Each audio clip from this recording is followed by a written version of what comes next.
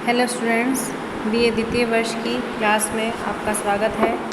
मैं डॉक्टर नेहा पालीवाल आपको बीए द्वितीय वर्ष इतिहास में राजस्थान के इतिहास का सर्वेक्षण प्रारंभिक काल से 1956 तक जो समय सीमा है वो आपको मैं अध्ययन करवाऊँगी। बीए द्वितीय वर्ष में इतिहास विषय में 2 बुक्स चलती हैं बच्चों। पहली है मध्यकालीन भारत का इतिहास और दूसरी बुक है राजस्थान के इतिहास का सर्वेक्षण, जिसके बारे में हम देखेंगे कि उसका किस तरह से सिलेबस डिवाइड किया गया है और आपको किस तरह से अपनी पढ़ाई को करना है। कोटा यूनिवर्सिटी के बीए द्वितीय वर्ष के सिलेबस की यदि बात की जाए तो उसमें जो संपूर्ण पाठ्यक्रम है उसको 5 यूनिट्स में डिवाइड किया गया है। हर यूनिट में कुछ चैप्टर दिए गए हैं जिसको आपको पढ़ना है। यदि हम इस सिलेबस के संदर्भ में यूनिट का अध्ययन करते हुए देखें तो इस पर आधार मानते हुए, सिलेबस को आधार मानते हुए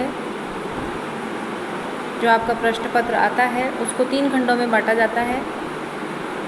पहले खंड में हर यूनिट को शामिल करते हुए हर यूनिट से 2 लघु प्रश्न लेते हुए कुल 10 प्रश्न लघु प्रश्न आपको दिए जाएंगे और प्रत्येक लघु प्रश्न में आपको 20 शब्दों में उसका उत्तर देना है और हर प्रश्न 1 अंक का होगा। तो ये वाला पोर्शन आपका कुल 10 अंकों का होगा।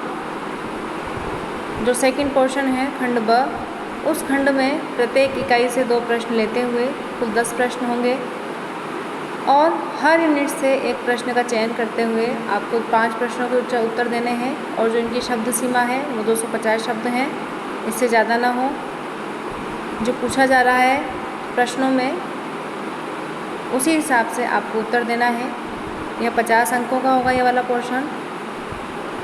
खंड स में 4 प्रश्न वर्णनात्मक होंगे, बड़े होंगे, प्रत्येक इकाइयों को इसमें शामिल किया जाएगा, जिनमें से आपको 2 प्रश्नों के उत्तर दिए जाने हैं और प्रत्येक प्रश्न की जो शब्द सीमा है वो लगभग 500 शब्दों की होगी।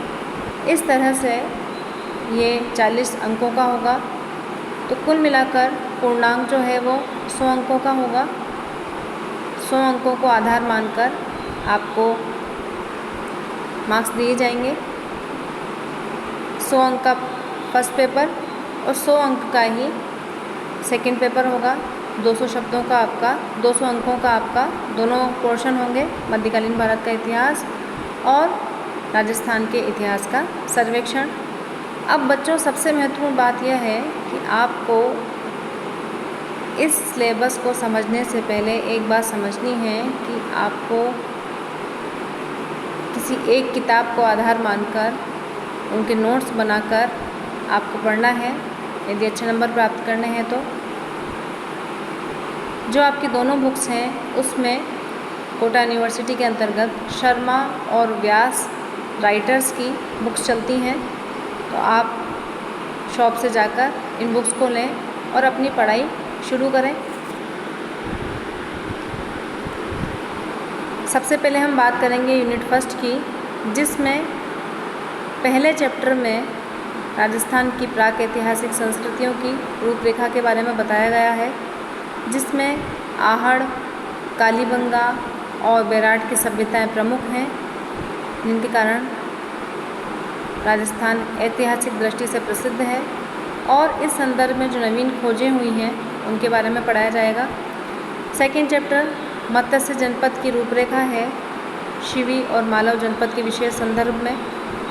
तीसरे चैप्टर में राजपूतों की उत्पत्ति से संबंधित विभिन्न मत जो इतिहासकारों ने दिए हैं वो अलग अलग मत के बारे में विश्लेषण किया जाएगा और बताया जाएगा कि कौन सा मत उपयुक्त सही प्रतीत होता है।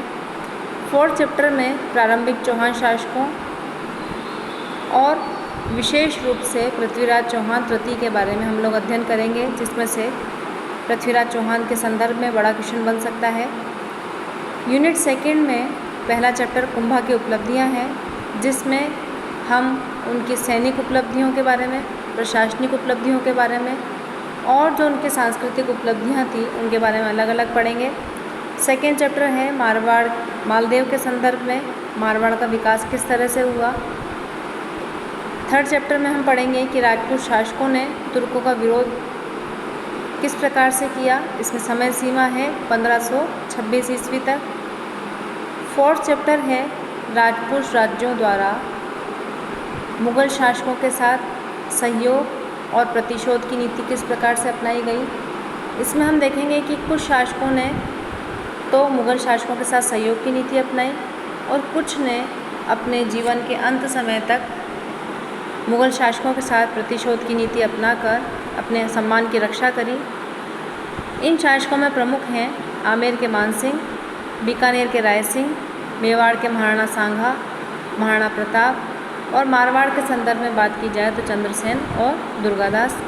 यूनिट थर्ड में पहला चैप्टर है कि राजपूत राज्यों में मराठों का हस्तक्षेप किस प्रकार हुआ, इसके क्या कारण रहे, क्या परिणाम निकले इसके। सेकेंड चैप्टर में हम लोग पढ़ेंगे कि 1858 की कंपनी के साथ प्रमुख राजपूत राज्यों के साथ संधियाँ किस तरह से हुई, क्या क्या शर्तें रखी गई, क्या क्या उसके परिणाम निकले। तो उसमें हम मेवाड़, मारवाड़ और कोटा के विशेष संदर्भ में पढ़ेंगे। थर्ड चैप्टर जो है वो इम्पोर्टेंट है, राजस्थान में 1857 के विद्रोह के कारण और उसके क्या परिणाम रहे। और इसमें हम विशेष रूप से कोटा के संदर्भ में पढ़ेंगे क्योंकि यहाँ क्रांति का विकास काफ़ी विकसित हुआ था। फोर्थ चैप्टर है राजस्थान में राजनीतिक जनजागरण के कारण किस प्रकार यहाँ की जनता अपने शासकों के अत्याचार से त्रस्त होकर प्रेरित हुई राजनीतिक रूप से जागृत होने के लिए। फोर्थ यूनिट में पहला चैप्टर है राजस्थान में किसान आंदोलन, जिसमें राजस्थान के पहले किसान आंदोलन बिजोलिया किसान आंदोलन के बारे में और परड़ किसान आंदोलन के बारे में हम लोग पढ़ेंगे। सेकेंड चैप्टर में जनजातीय आंदोलन में गोविंद गुरु और मोतीलाल तेजावत, जिन्होंने भील आंदोलन में मुख्य भूमिका निभाई, उनके बारे में हम लोग पढ़ेंगे। थर्ड चैप्टर है राजस्थान में प्रजामंडल आंदोलन। फोर्थ चैप्टर है राजस्थान राज्य का निर्माण 1948 से लेकर 1956 तक किस प्रकार हुआ, किस प्रकार से विभिन्न चरणों से होता हुआ राजस्थान का जो वर्तमान स्वरूप है वो हमारे सामने आया। फिफ्थ यूनिट है में पहला चैप्टर है राजस्थान की चित्रकला की विभिन्न शैलियाँ, जिसके बारे में हम लोगों ने सुना है काफ़ी, बूंदी और कोटा के विशेष संदर्भ में। जो यहाँ की दुर्ग वास्तुकला है जिसमें हम लोग रणथंभौर, गागरोन और चित्तौड़ के जो दुर्ग हैं उनके विशेष संदर्भ में पढ़ेंगे। राजस्थानी साहित्य का विकास, विशेष रूप से जो चारण साहित्य था उनके बारे में हम लोग पढ़ेंगे। राजस्थान में भक्ति आंदोलन, जिसमें हम लोग पढ़ेंगे मीरा, दादू और संत पीपा के विशेष संदर्भ में। राजस्थान में सूफी आंदोलन किस प्रकार से विकसित हुआ। और अंत में जो चैप्टर है फिफ्थ यूनिट का वो है राजस्थान में आर्य समाज और उसका क्या प्रभाव रहा। इस तरह से बच्चों हमें प्रत्येक यूनिट में हर चैप्टर को गहनता से पढ़ना है ताकि अगर कुछ भी क्वेश्चन बनता है एग्ज़ाम में तो हम उसको आसानी से कर सकें। और सबसे मुख्य बात कि जो आपका ये वाला पोर्शन है ये आगे चलकर आपके प्रतियोगी परीक्षाओं में काफ़ी सहयोगी रहेगा। तो अभी से इस तरह की पढ़ाई कीजिए कि आगे चलकर कॉम्पिटिटिव एग्ज़ाम में भी आपकी जो नींव है वो मजबूत रहे। और इसी को आधार मानते हुए अच्छी तरह से बुक्स में अपना पढ़ाई शुरू कीजिए, क्योंकि अगर आप अभी से पढ़ाई करेंगे तभी आप आगे जाकर अच्छे नंबर प्राप्त कर सकते हैं। अगली क्लास में हम लोग फर्स्ट यूनिट से अपनी पढ़ाई स्टार्ट करेंगे। धन्यवाद।